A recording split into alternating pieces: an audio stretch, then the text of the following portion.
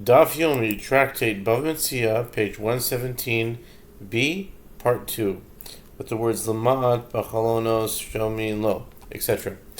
If he wants to reduce the number of windows, the court listens to him, as this will strengthen the walls. But if he wants to increase the number of windows, the court does not listen to him.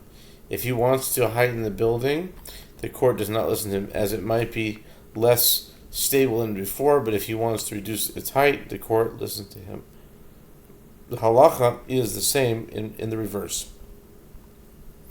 In the case of a resident of the upper story who comes to change the structure and wishes to rebuild the upper story with hewn stones instead of large untrimmed stones, the court listens to him, as this reduces the weight on the lower floor.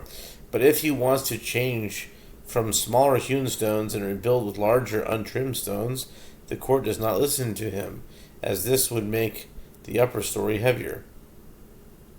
Likewise, if he wants to rebuild it with girders instead of bricks, the court does not listen to him. But if it was previously built with girders and now he wants to rebuild it with bricks, the court listens to him. If he wants to roof it with heavy cedar wood, the court does not listen to him. But if he wants to roof it with sycamore wood instead of cedar, the court listens to him. If he wants to increase the number of windows, which would lessen the weight of the construction, the court listens to him. But if he wants to reduce the number of windows, the court does not listen to him. If he wants to heighten the building, the court does not listen to him, as this increases the weight of the building. But if he wants to reduce its height, the court listens to him. The Gemara poses a question. If they are so poor that neither this one nor that one has enough money to rebuild it, and they are prepared to sell the land, what is the halacha? The Gemara answers, it is taught in a Braita, if neither this one nor that one has the money to rebuild the house, the owner of the upper story does not have any rights to the land, and all rights of the land belong to the owner of the lower story. It is taught in a different Braita.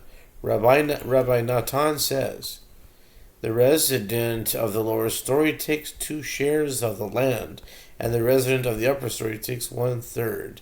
And others say the resident of the lower story takes 3 shares, and the resident of the upper story takes 1/4.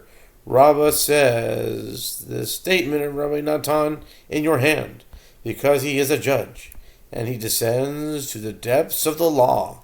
He maintains how much does the presence of the upper story depreciate the value of the house? 1/3, therefore he has 1/3. In other words, he is entitled to 1/3 of the total sum that they receive from the land, and that's the end of that. The Mishnah says, and likewise, in the case of an olive press that is built inside a cave in a rock, and one garden belonging to another person was planted on top of it, and the roof of the olive press broke, which caused the garden to collapse inward.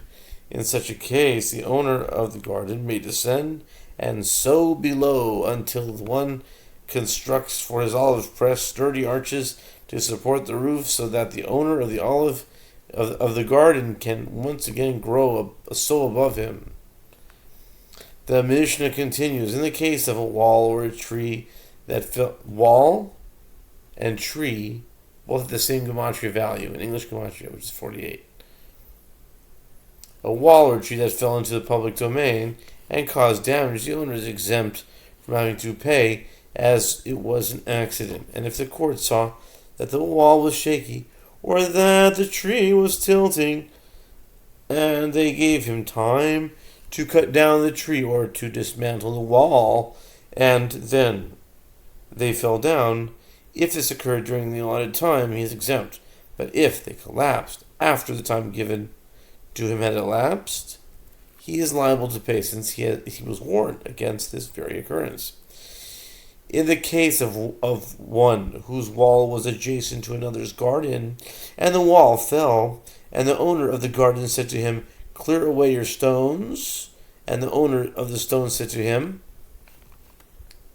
And we'll continue this next time.